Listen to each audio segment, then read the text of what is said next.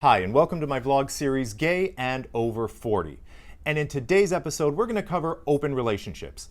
Because even when you're super well-intentioned and you think you've got it all figured out, everything can go to hell in a handbasket, like it did with me, as you'll find out. Now, during this video, I might have the sun coming and going in and out of my face, but there's nothing I can do about it because honestly, this is the best place that I can sit in my condo for light because there's a giant window in front of me.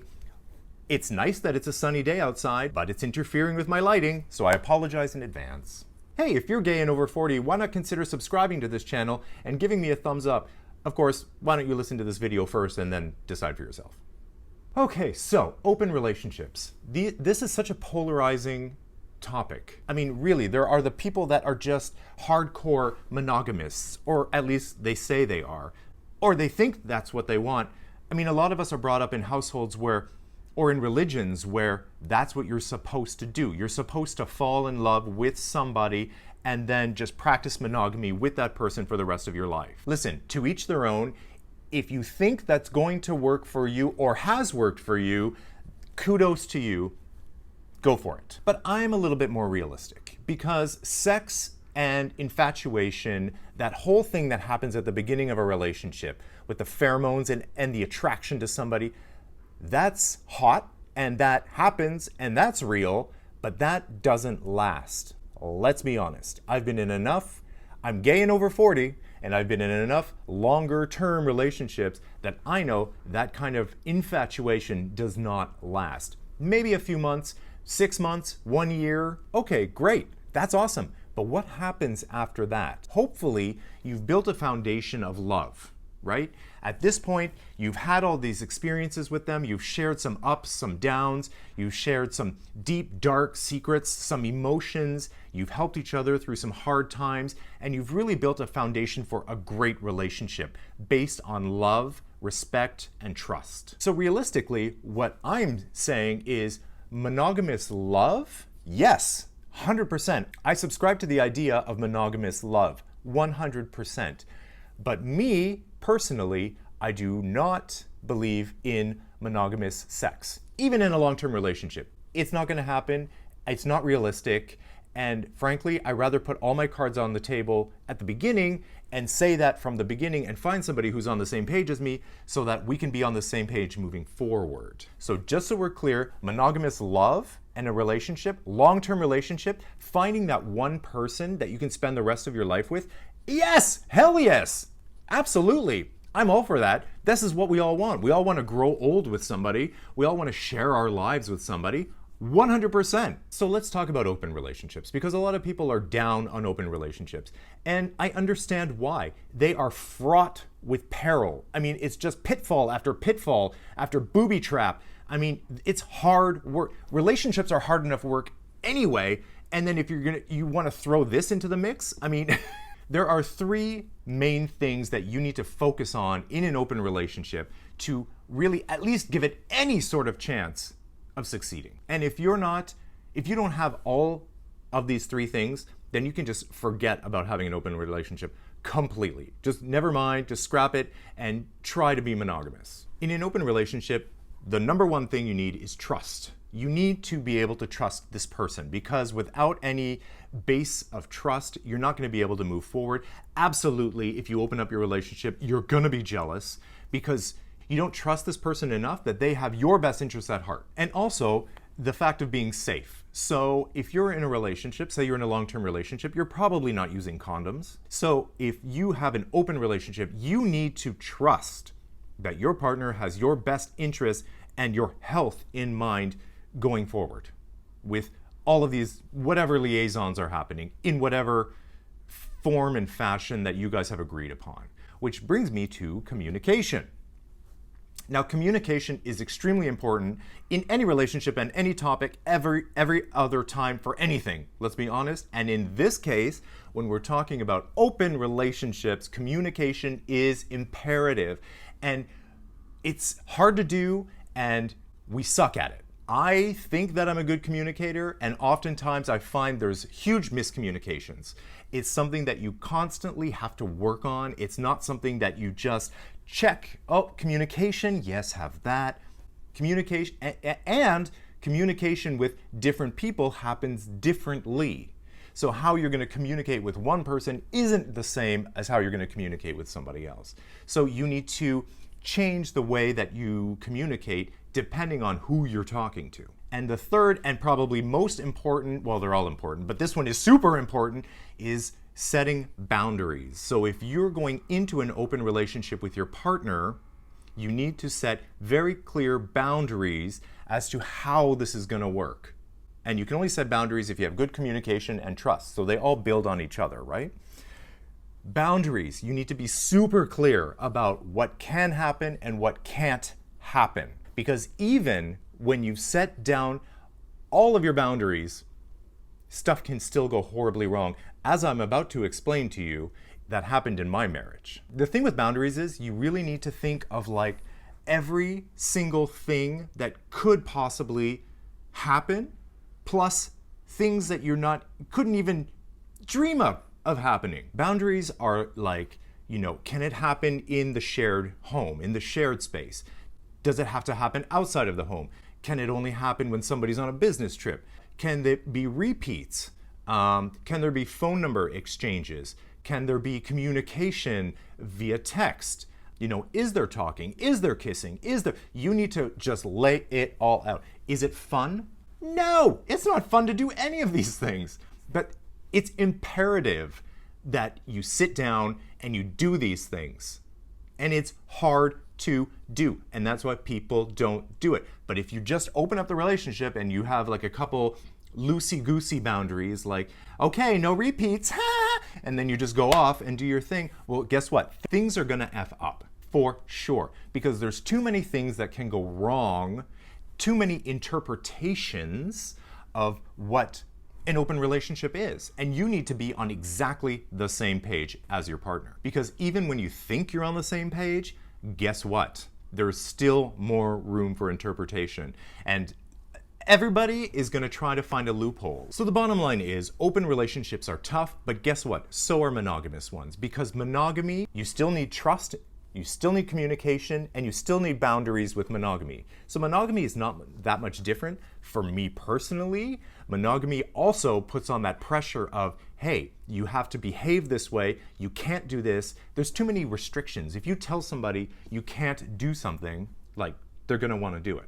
I know who I am, I know how I am, and therefore I know that a long-term monogamous relationship is not going to work. But like I said, even when you lay everything out with your partner and you think you have it all figured out, you end up with a marriage like mine.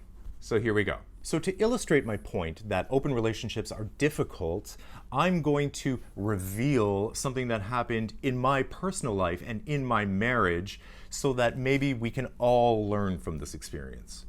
So I had been with my partner for 4 years. And up until that point, things were bopping along. We had opened the relationship up at a certain point early on. I will note that it was opened up earlier than I would have liked to. Also, I didn't really have a say in it at the time. Again, you know that I'm into an open relationship, but this felt like it was thrust upon me in a way that it just happened. And then I was left to deal with the aftermath of that and just be like, okay, so you have made that decision on your own. First of all, huge red flag. If somebody goes off and does something like that and you haven't had the conversation yet, really bad, really, really bad. And I was actually devastated. I was really hurt. I had long conversations with my friends about this, but unfortunately, fortunately or unfortunately, I'm the type of person that's like, okay, life has thrown crap at you, Patrick, you're progressive, you're open-minded, what are you gonna do with this crap? And I kind of subscribe to the thought or the idea that, you are in control of the situation. So it's not, somebody else can't do anything that's gonna hurt you. They're just doing their thing. It's how are you gonna react to this? And if you're invested in this relationship, then you need to find a way to be okay with this. Now, at this point, I had put in, well, this was probably a couple years into the relationship, and we were living together, and we had animals. So I was kind of in balls deep at this point. So when this landed in my lap, I was really upset.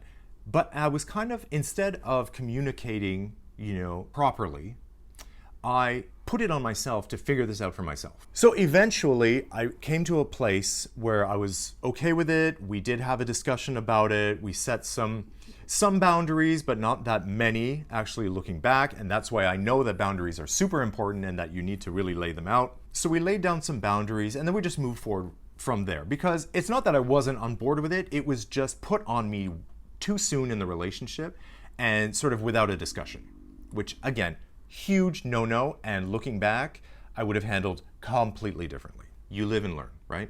So fast forward a couple more years. Now we're together 4 years. We're like, hey, let's get married. For me, anyway, because it was my suggestion to do it. I'm the type of person that just wants to tick boxes. So at the end of my life, I'm like, you know what? I did that, I did that, I did that, I did that. I took life and I just took a big bite out of it, and I just got as much out of it as I could. So there we are. Now we're living together. Now we're married, and this is continuing. So now we're husbands, which in my mind is, it didn't change anything in our living arrangement or our day-to-day, but it did make me more want to work on problems. And it did lock me into a situation where I felt more invested. So then one day I come home and my husband is on the phone and he's super agitated. He's really upset. And I'm thinking, oh my God, what happened? Like, I'm concerned. Like, I feel like something either happened to a family member, because obviously he's speaking to somebody that he cares about. This is somebody that he has feelings for because he's upset, and he doesn't get upset easily. So this is something that's happening. So I wait for the conversation to be over, and I said, who was that? And he says the name. And this is a name that I had heard in the past because I knew that he had been hooking up with this person. I didn't like that it was a repeat person, because for me, and again, this goes back to boundaries, for me, I don't like repeating because that can lead to other things. So we had never really set that boundary. So he was repeating. You found somebody that you enjoy spending time with, so I'm just gonna let that slide because I want you to be happy. At whose expense? Mine? Like, what's wrong with you? So he says the name of who he's talking. And I was like, well, what happened? And he explains the situation, and it sucked. And it was a really bad situation. And I was wondering why he's so invested. I mean, I knew that they had been hooking up and seeing each other, more than once, obviously. I was like, why are you so invested? And he's like, well, he's my boyfriend. So that's not something we had ever discussed as being allowed. I mean, talk about assuming that that is something that couldn't happen. I mean, that is clearly not something that should be happening in an open relationship. My husband had a boyfriend. We had an open relationship, yes. Didn't like that he was seeing somebody, a repeat. But again, I put that in the space that, okay, it's not easy to find people that you like, that you connect with, that you can, have a good time with and whatever. So, okay, I'm gonna let that one go. A boyfriend? A boyfriend. My husband had a boyfriend. Never was there a discussion that was okay. Never was there a discussion between us where he even hinted at the fact that this was coming down the pipeline or that this could be happening. Like, he used the label boyfriend. Like, this was set in stone. I had no say in this. This was a fact. This was happening. I was in a marriage with somebody who decided he was going to have a boyfriend. Now, it's hard for me not to blame myself because that's what I do. Looking back, what would you have done differently, Patrick? Okay, well, that would be one of the boundaries then. And if you can learn from this, then please do. And if you're thinking of opening up your relationship, well, maybe you're not thinking about it anymore after this video. But what this video is the intention of this video is to help give you a guideline of what you should do when you go into an open relationship. Now, this is an extreme case of something going completely wrong, but that's why I'm sharing this with you, because by me sharing my terrible experience, and it had been okay until that point, but I mean, that's an atomic bomb that was dropped on me. And I just thought, am I in crazy town? Like, where am I right now that my husband is standing there telling me that he has a boyfriend? Now, I know some of you are watching and you're thinking, well, what do you think is going to happen? You opened up your relationship, you're asking for trouble, right? Okay, well, monogamy isn't a walk in the park either. Hello, cheating, lying, STDs. I mean, let's be honest, right? So I'm not here to defend one or the other. They both are a minefield of problem. That's why you need those boundaries. That's why you need trust, and that's why you need the communication. But I'm sharing this story with you because it was such a bomb for me and something that I had not personally thought to even discuss. Like, why would you even think that that would be something that you would need to bring up? Why would I think, but I guess I should have. And I'm not down at myself for not having set that boundary, but I was down on myself for letting it get to that point. I should have had more control over the situation, and that's my fault. I am the type of person that lets things go too far for too long without speaking up for myself. So that's why it's very important that I'm doing this video to hopefully help you if you're a person like me who too flexible, who's a yes person, who takes it upon themselves to have to fix everything. If you can relate to any of those things, or if you are newly opening up a relationship, these are things that you need to think about and discuss with your partner. Again, this is an extreme case.